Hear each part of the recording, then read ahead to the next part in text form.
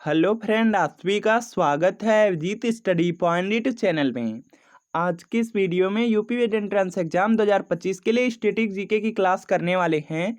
और यह static GK की आपकी पहली क्लास है। यूपी वेट एंट्रेंस एग्जाम में जीके में देखेंगे टोटल आपके 50 प्रश्न पूछे जाते हैं। और इन 50 प्रश्नों में देखेंगे 20 से 25 प्रश्न लगभग आपकी स्टैटिक जीके से पूछे जाते हैं।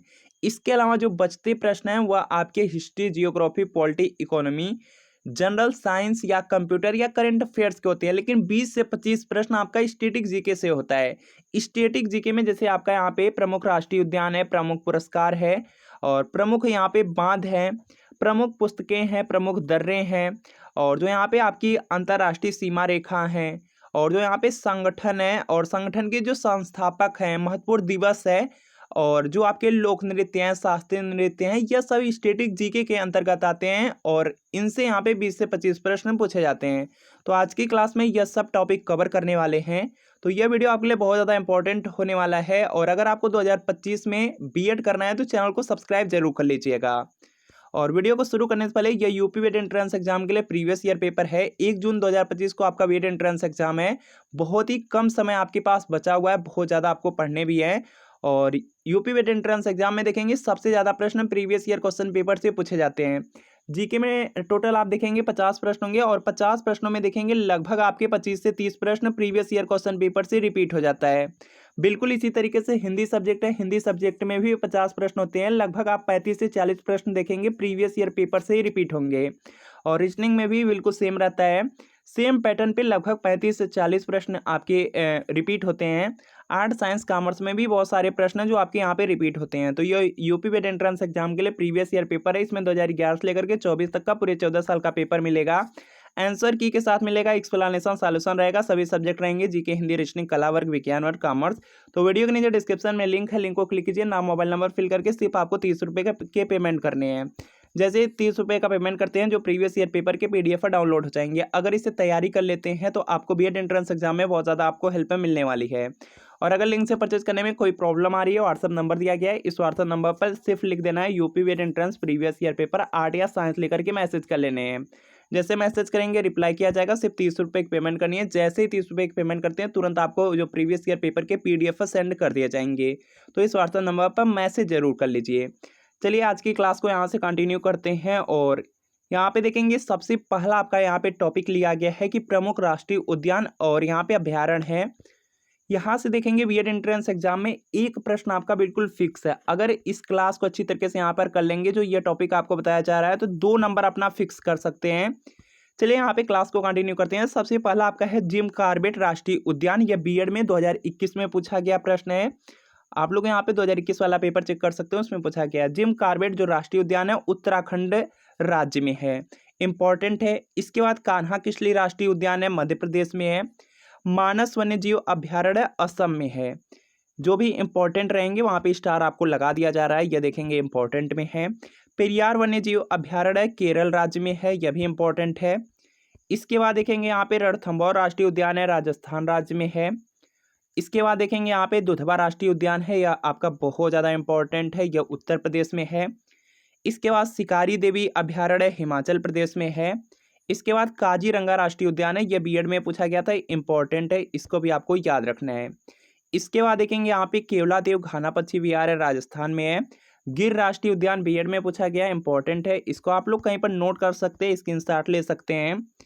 और इसके बाद बांदीपुर राष्ट्रीय उद्यान है, बीएड में पूछा गया, कर्नाटक राज्य में है, इंपॉर्टेंट है, इसको कहीं पर नोट कर सकते हैं। इसके बाद देखेंगे नल सरोवर पक्षी अभ्यारण्य गुजरात में है। नंदन कानन वन्यजीव अभ्यारण्य उड़ीसा में है। दशीग्राम अभ्यारण्य जम्मू कश्मीर में। राजा जी राष्ट्रीय उद्यान उत्तराखंड में है। यहाँ पे सिंपली पाल अभ्यारण्य उड़ीसा में है। मधुमलाई अभ्यारण्य तमिलनाडु में। डाम्फा अभ्यारण्य मिजोरम में। नागरहोल यहाँ पे राष्ट्रीय उद्यान है, कर्नाटक में। सुंदरवन जो राष्ट्रीय उद्यान है पश्चिम बंगाल में, यह इंपॉर्टेंट है, इसको कहीं पर आप चाहें तो नोट कर सकते हैं। इसके बाद किबुल लामजाओ राष्ट्रीय उद्यान है, मणिपुर में है।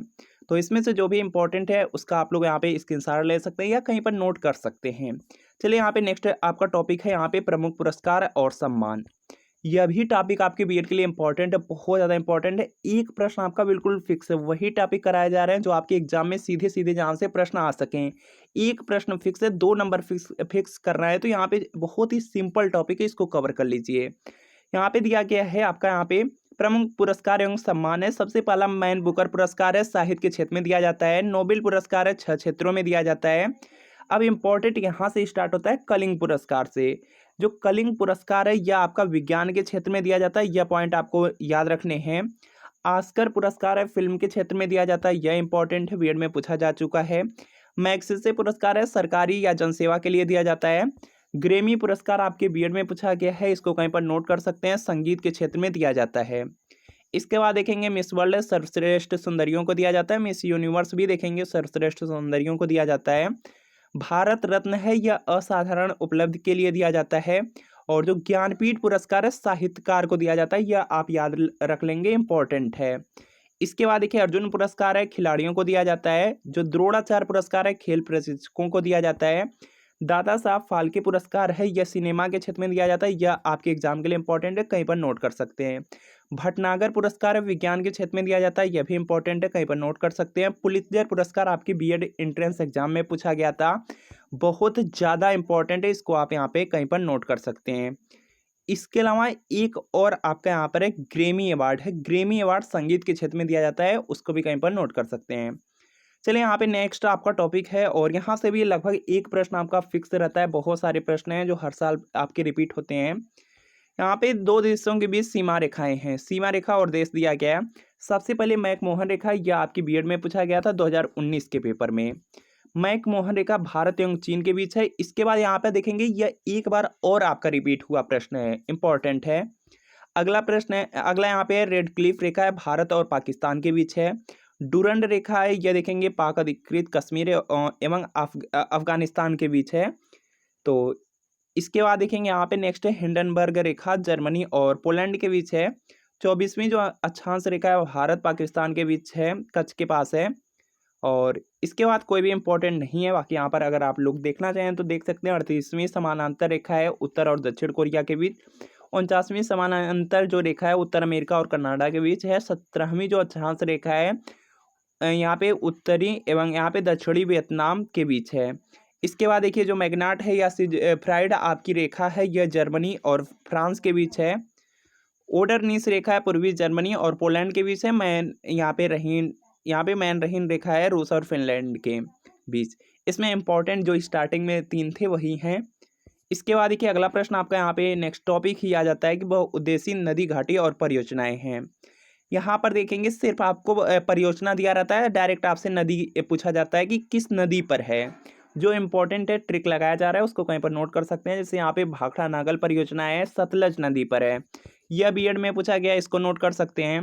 इंदिरा गांधी नहर परियोजना सतलज नदी पर है, सतलज ब्यास नदी पर। इसके बाद हीराकुंड बांध परियोजना है महानदी पर, यह देखेंगे इंपॉर्टेंट है, इसको कहीं पर नोट कर सकते हैं। जो स्टार लगाए जा रहे हैं बहुत ज़्यादा इंपॉर्टेंट है, बीएड में रिपीट हो सकते हैं, कहीं पर नोट कर सकते हैं। इसके बाद देखेंगे यहाँ पे नेक्स्ट आपका है तुंगभद्रा परियोजना है, तुंगभद्रा नदी पर। नागार्जुन सागर परियोजना है, यह इंपॉर्टेंट है, कृष्णा नदी पर है, इसको आप कहीं पर नोट कर सकते हैं। फरक्का परियोजना है गंगा नदी पर है। काकरापारा परियोजना ताप्ती नदी पर। उकाई परियोजना है ताप्ती नदी पर। रिहंद परियोजना है आपकी रिहंद नदी पर। इडुक्की जो परियोजना है पेरियार नदी पर है, यह इंपॉर्टेंट है, इसको कहीं पर नोट कर सकते हैं। टिहरी बांध परियोजना है भागीरथी नदी पर है, यह भी इंपॉर्टेंट है, इसको भी कहीं पर आप नोट कर सकते हैं। कोयना परियोजना है कोयना नदी पर है। सलाल परियोजना चिनाब नदी पर है। स्वर्ण रेखा यहाँ पे परियोजना है स्वर्ण रेखा नदी पर। शिव समुद्रम परियोजना कावेरी नदी पर है। मेटूर बांध जो परियोजना है कावेरी नदी पर है। तेनुघाट जो बांध परियोजना है दामोदर नदी पर है। दामोदर घाटी जो परियोजना है दामोदर नदी पर है। सरदार सरोवर परियोजना यह इंपॉर्टेंट है, इसको कहीं पर नोट कर सकते हैं, नर्मदा नदी पर है, बहुत ज़्यादा इंपॉर्टेंट है, कहीं पर नोट कर लीजिए।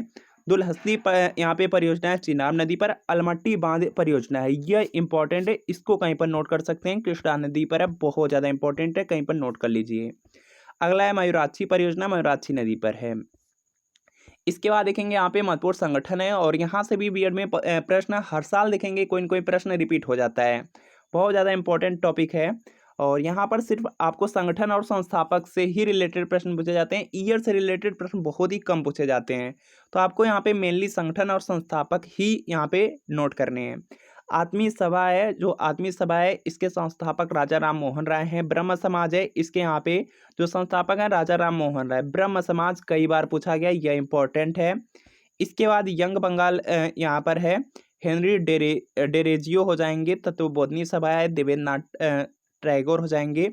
प्रार्थना समाज है, डॉक्टर आत्माराम पांडुरंग हो जाएंगे। आर्य समाज है, स्वामी दयानंद सरस्वती हो जाएंगे। आर्य समाज के जो संस्थापक हैं स्वामी दयानंद सरस्वती, यह इंपॉर्टेंट है, कहीं पर आप नोट कर सकते हैं। ब्रह्म समाज भी इंपॉर्टेंट था, आर्य समाज भी इंपॉर्टेंट है। अगला है थियोसॉफिकल सोसाइटी है, और इसके एचपी ब्लावत्स्की व कर्नल अलकाट हो जाएंगे। इसके बाद रामकृष्ण मिशन है, यह बहुत ज़्यादा इंपॉर्टेंट है, बहुत ज़्यादा इंपॉर्टेंट है। और छात्र यहाँ पे गलती भी करते हैं, रामकृष्ण मिशन की जो संस्थापक है स्वामी विवेकानंद हैं। याद रखिए, बहुत ज़्यादा इंपॉर्टेंट है, कहीं पर नोट जरूर कर लीजिए। सत्य शोधक समाज है, यह आपकी बीएड में पूछा गया था, इसको भी नोट कर लीजिए। ज्योतिबा फूले, बहुत ज़्यादा इंपॉर्टेंट है, नोट कर लीजिए।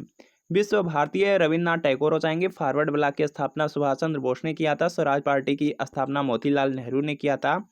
खुदाई खिदमतगार है, अब्दुल गफ्फार खां हो जाएगा। होम रूल एनी बेसेंट व तिलक ने किया था, यह भी इंपॉर्टेंट है, इसको भी कहीं पर अगर अच्छा है तो नोट कर सकते हैं। और इसके बाद इंडियन सोसाइटी है, आनंद मोहन बोस हो जाएगा। आदि ब्रह्म समाज है, देवेंद्रनाथ टैगोर हो जाएगा। इसके बाद हिंदू महासभा है, मदन मोहन मालवीय हो जाएगा। भारत संघ है, यहाँ पे सुरेंद्रनाथ बनर्जी हो जाएगा। एशियाटिक सोसाइटी विलियम जोन्स, यह देखिए इंपॉर्टेंट है, इसको कहीं पर नोट कर सकते हैं। जो यहाँ पे एशियाटिक सोसाइटी संगठन है, इसके यहाँ पे जो संस्थापक है विलियम जोन्स हैं। अगला इंपॉर्टेंट है सर्वेंट्स ऑफ इंडिया सोसाइटी, कई बार बीएड के प्रैक्टिस सेट करते होंगे, वहां पर यह प्रश्न आपको मिलता होगा। गोपाल कृष्ण गोखले हो जाएंगे, यह भी इंपॉर्टेंट है, कहीं पर आप लोग नोट कर सकते हैं।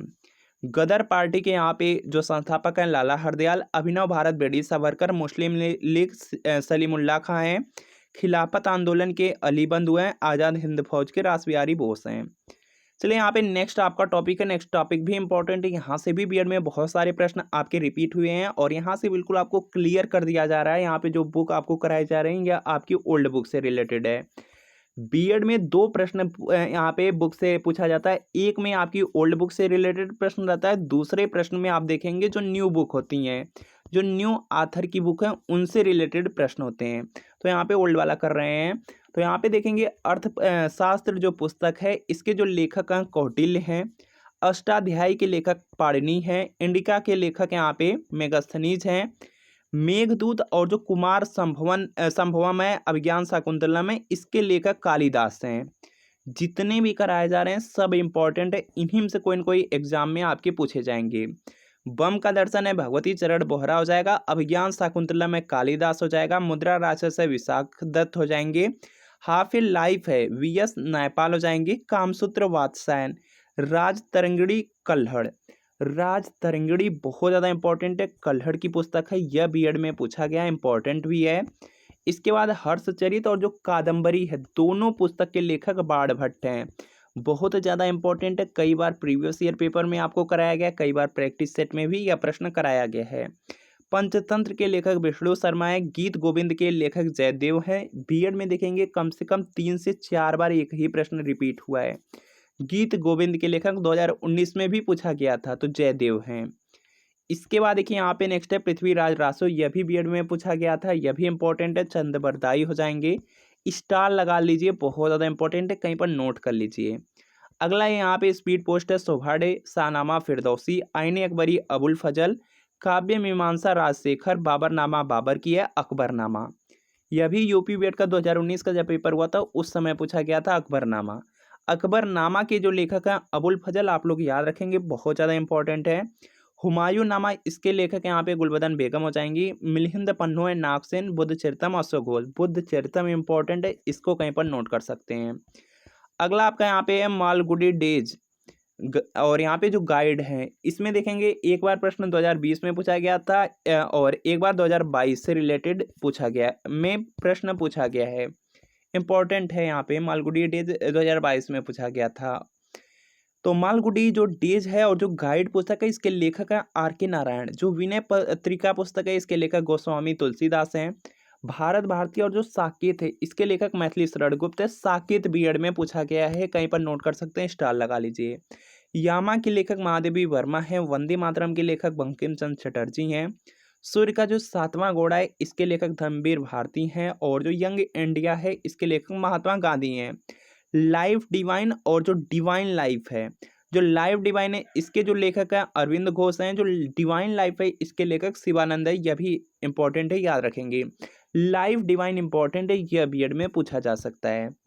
अगला यहाँ पर है भारत एक खोज, डिस्कवरी ऑफ इंडिया करके पुस्तक आपके बीएड में पूछा गया था। आपको याद रखना है डिस्कवरी ऑफ यहाँ पे इंडिया। डिस्कवरी ऑफ इंडिया जो पुस्तक के लेखक हैं जवाहरलाल नेहरू है। यह पॉइंट याद रख लेंगे, बहुत ज़्यादा इंपॉर्टेंट है। और इसके अलावा यहाँ पे इंडिया मीन्स फ्रीडम के जो लेखक हैं मौलाना अबुल कलाम आज़ाद है। यह पॉइंट याद रखिएगा, यह भी बीएड में पूछा गया है। इसके बाद देखेंगे यहाँ पे नेक्स्ट दिया गया है माई कंट्री माई लाइफ पुस्तक के लेखक पूछा गया था बीएड में, तो उसको भी याद रखिए, लालकृष्ण आडवाणी। यहाँ पे री discovery of India Meghnath Desai की है। इंटरनल इंडिया जो माई ट्रूथ यह पुस्तक है इंदिरा गांधी की है। इसके बाद देखेंगे यहाँ पे तमस है भीष्म साहनी का है। और यहाँ पर देखेंगे इंडिया विंस फ्रीडम आपको मिल गई, यही देखिए बताया गया था कि बीएड में पूछा गया था। तो यहाँ पे क्या होगा, मौलाना अबुल कलाम आजाद। इंपॉर्टेंट है, कहीं पर आप लोग नोट जरूर कर लीजिए। इंडिया डिवाइडेड पुस्तक के लेखक राजेंद्र प्रसाद हैं। गीतांजलि और जो गोरा है रविन्द्रनाथ टैगोर है। गीतांजलि इंपॉर्टेंट है, इसको नोट कर सकते हैं, रविन्द्रनाथ टैगोर। अगला प्रश्न सीधा आपके बीएड में पूछा गया था, इंपॉर्टेंट भी है और बीएड में भी पूछा गया। सत्यार्थ प्रकाश के लेखक, तो यहाँ पे स्वामी दयानंद सरस्वती। बीएड में पूछा गया 2022 के पेपर में, चेक कर सकते हैं। इसके बाद देखिए जो गोदान है गबन है कर्मभूमि, इसके लेखक मुंशी प्रेमचंद हैं। माई एक्सपेरिमेंट विथ ट्रूथ, इस पुस्तक के लेखक महात्मा गांधी हैं। याद रखेंगे, इंपॉर्टेंट है, बीएड में पूछा जा चुका प्रश्न है। इसके बाद देखिए विंग्स ऑफ फायर है, यहाँ पे एपीजे अब्दुल कलाम हो जाएंगे। और इग्नाइटेड माइंड्स जो पुस्तक है उसके लेखक एपीजे अब्दुल कलाम हैं।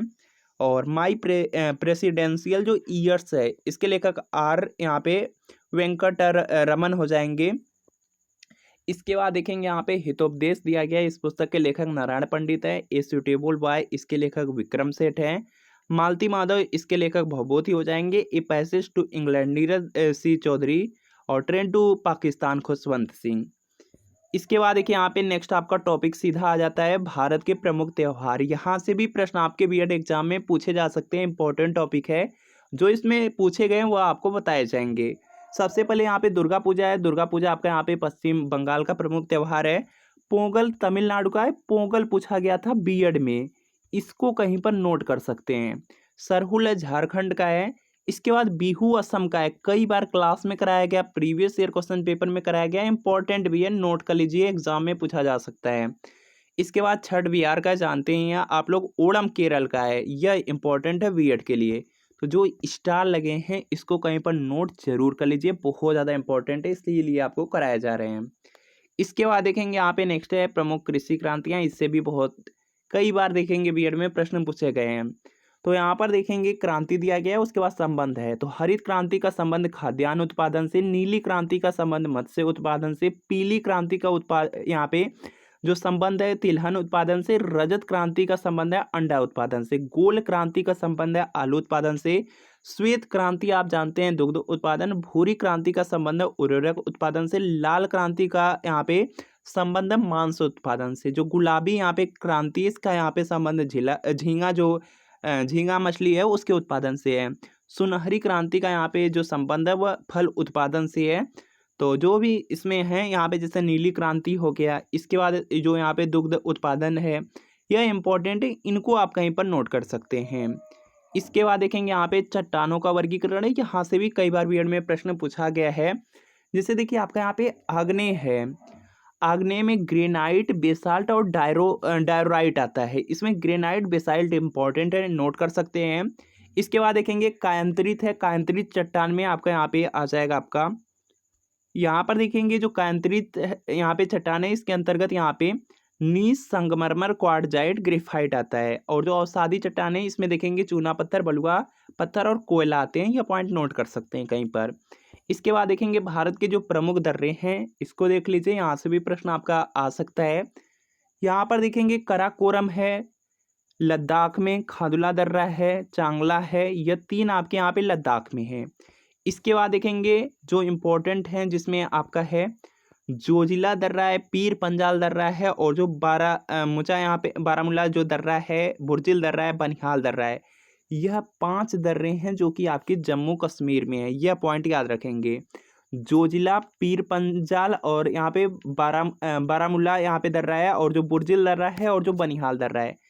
5 दर्रे हैं जो कि जम्मू कश्मीर में है। यह पॉइंट याद रखेंगे।